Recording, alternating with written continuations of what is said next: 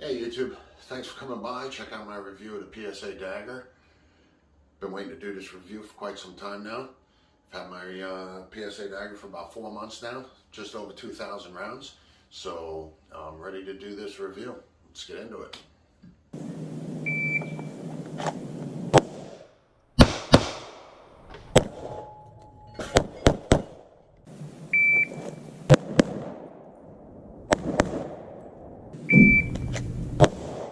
Alright, thanks again for coming by. Check out my review of my PSA Dagger.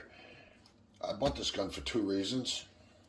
First, I wanted a gun that was suppressor ready, that I could just take out in the backyard and on the range and shoot suppressed and screw around, not have to worry about it. Seemed like it was going to be the easiest and quickest way to get into a suppressor ready pistol. And the second reason was I'm not getting any younger. My eyesight's not getting any better. Matter of fact, it just keeps on getting worse. And I needed to make a jump to a pistol optic. So it seemed like the PSA Dagger would fit the bill. Like I said, I didn't have, super high expectations for this gun. It was something that was checking off a bunch of boxes. The price tag looked great. And I decided, you know what? I'm going to pull the trigger on this thing, literally and figuratively. The one thing that surprised me, most of the reviews I saw at that time, this was about 4 months ago, most of the reviews I saw, the gun was just coming in a box, so I didn't even realize in the description that they had changed and started providing you with this case, which I thought was pretty cool because it's a pretty nice case. They sell it for 30 bucks online.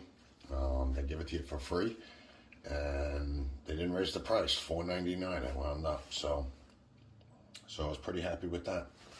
So let's open her up and take a look and see what we got. So I opted for the FCE, as you can see, and we'll check. No magazine, empty. Got to do all that, right? So came with the suppressor height sights, the threaded barrel, and the Vortex Venom.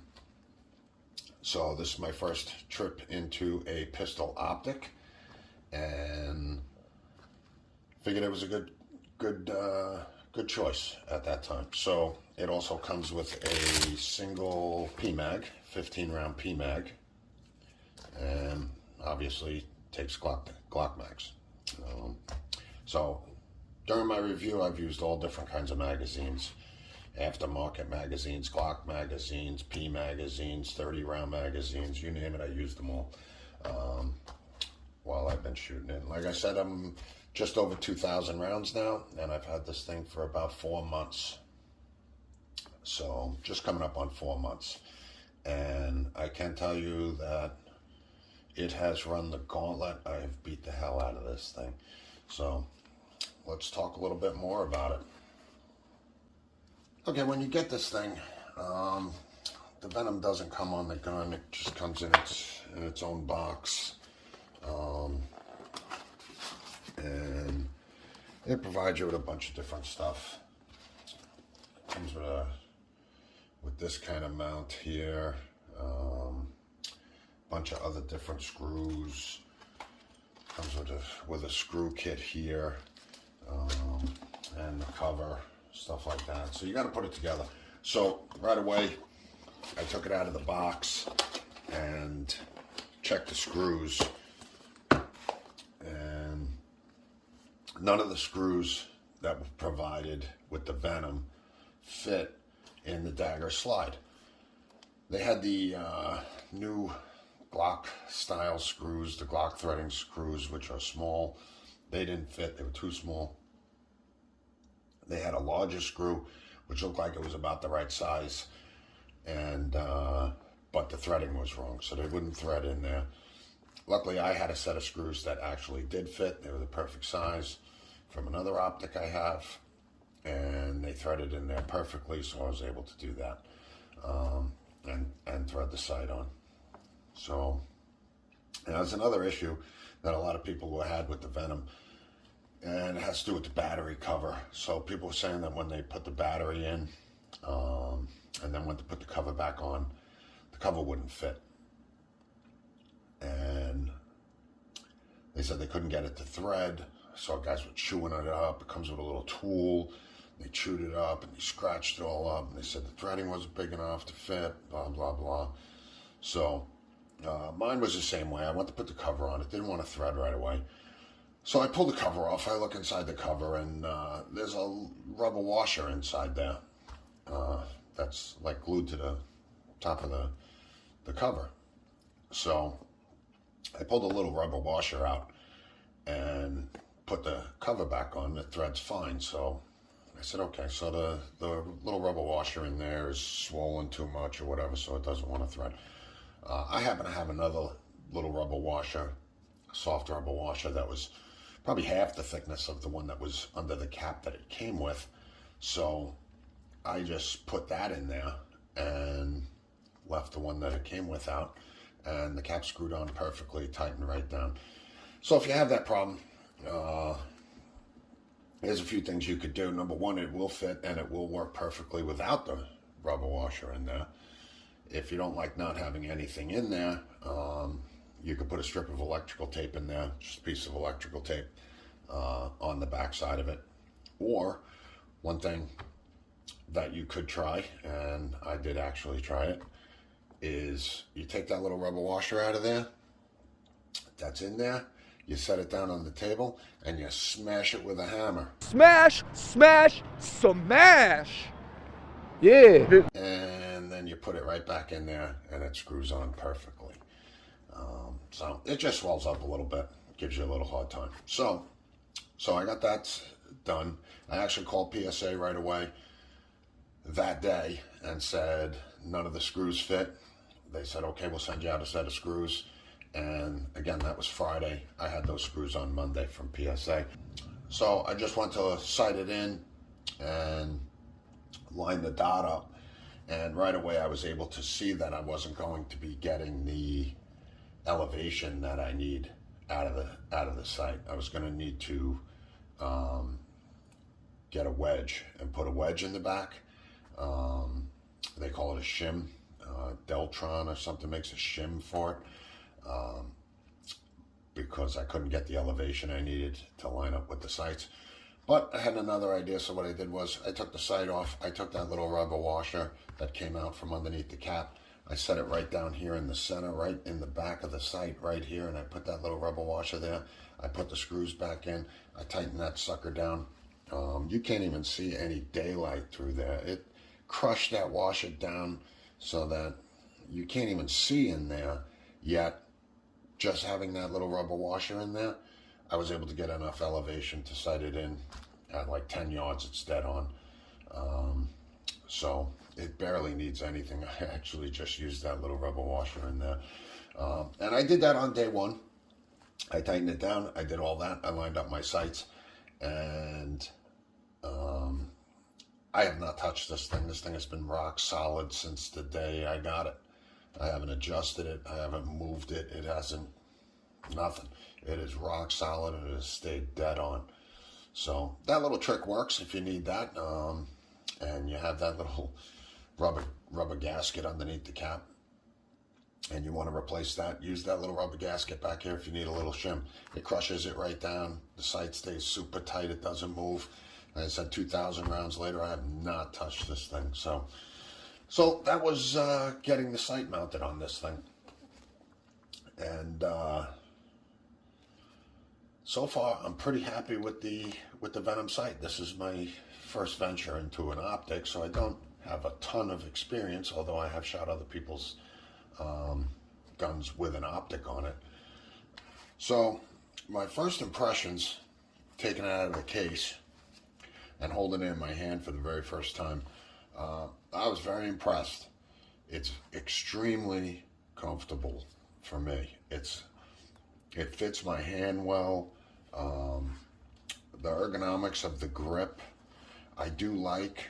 Some guys don't like it. It has the little first finger groove. I like it. It's a pinch point for me. It's a lock in to get my hand up in the back. When I pinch, I pinch right there, so I do like that finger groove. Some guys don't.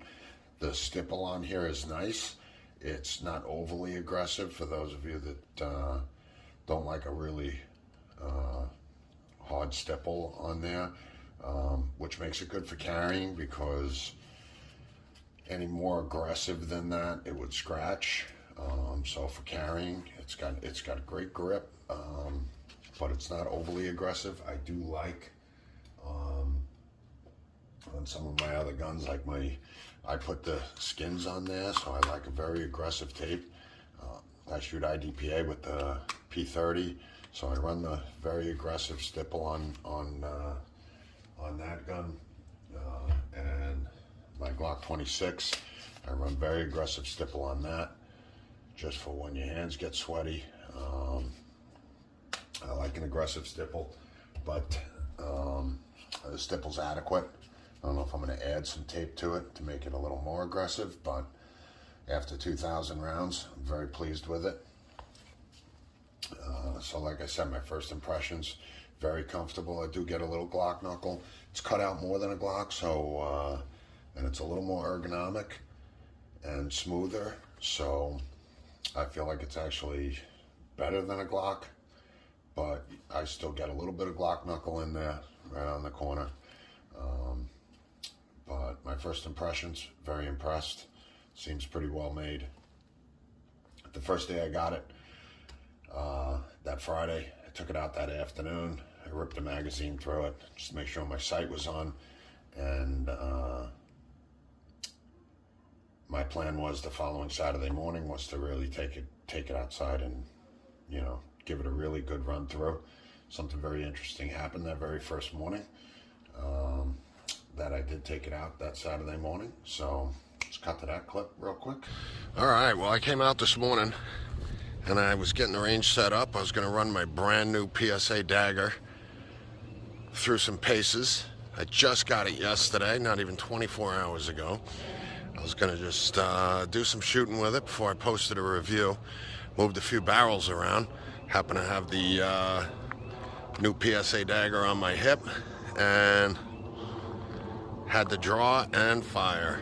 So I believe this is the first confirmed kill with a PSA Dagger right here at about 10 feet. Shot him right in the face. So yeah, so that happened. First trip out with the Venom, got a confirmed kill. I was moving those barrels around, and I rolled the barrel over, and out came this snake. I took a couple steps back quick, and that was the third copperhead that I've had on the range this year. Actually, second on the range. I had another one in my pool. I quickly decided that I got to start culling the herd here. I just pulled the Dagger out. I put that red dot right on his beak, squeezed one round, and boom, I cut him right across the face. Took his face off, and he was done. So at, I would say 7 to 10 feet, somewhere in there, one shot, and that snake was done. So I'm at 2,000 rounds with this gun right now, over 2,000 rounds. Quite a bit of that shooting, not quite a bit, I'd say probably a little less than half has been suppressed.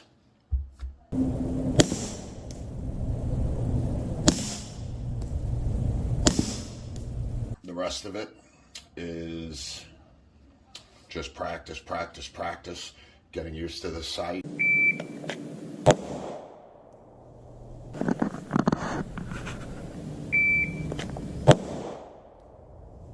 Can't tell if you can see it.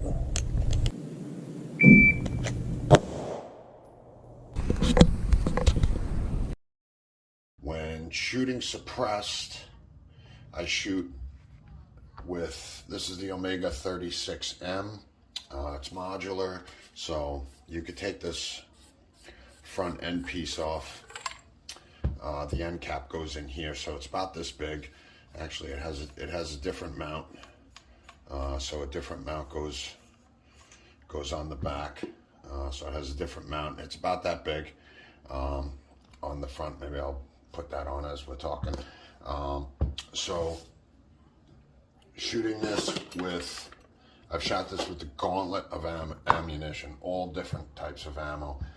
And some of my very light target 115 grain ammo, I get about,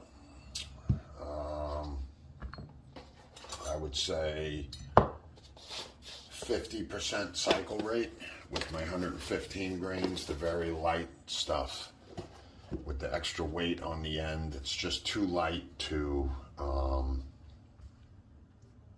cycle the gun. The suppressor's too heavy at 115. So I was getting about a 50% cycle rate with the 115s and the very light 115s. If I shoot regular 115s, you know, over 1,100 feet per second, they cycle fine. It's just the lighter loads, the subsonic stuff, that won't cycle with the suppressor on there. Then I've shot 124 grains. Everything I make in 124 grains cycles. Subsonics, supersonics, and 147 grains. Everything in the 147 grains from 800 feet per second and up. Cycle just fine. Haven't had a single issue. Aside from those light 115s at 2,000 rounds, I have not had a single failure to feed, failure to eject, failure to fire, and it has performed flawlessly. There have been a few people have been complaining. I think on some of the earlier models they said the trigger pin walked. I haven't touched my trigger pin. It's fine. It's been exactly the same since day one. A few guys have said they had problems with magazines coming out on the earlier models. Like I said, I've shot this with Glock mags, P mags, other crap aftermarket, 30 round mags. Never had a magazine drop out. So whatever that issue was, if it was an issue, that seems to be solved. No problems with any of that. So this is what she looks like.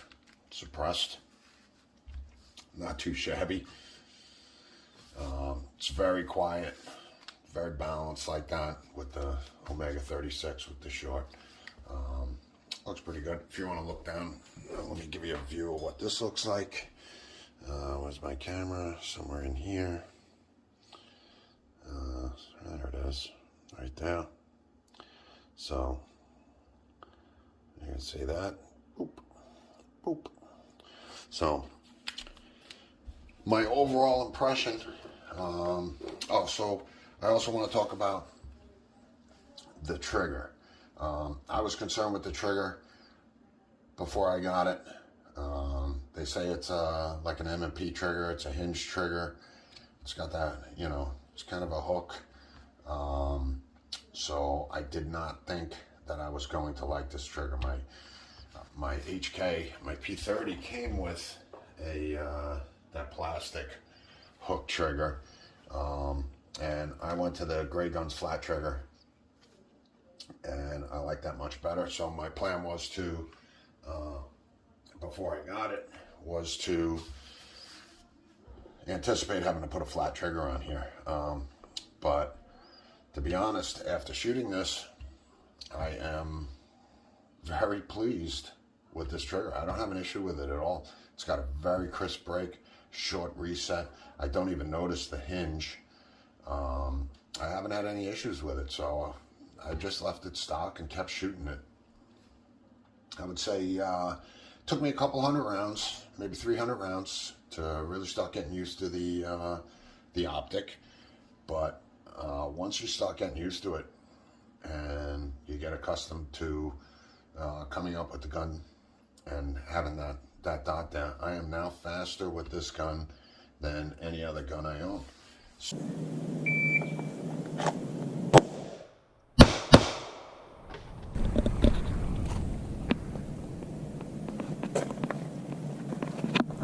bought this gun just as a toy to shoot suppressed in the back on my range in the yard, have some fun with it, get accustomed to an optic.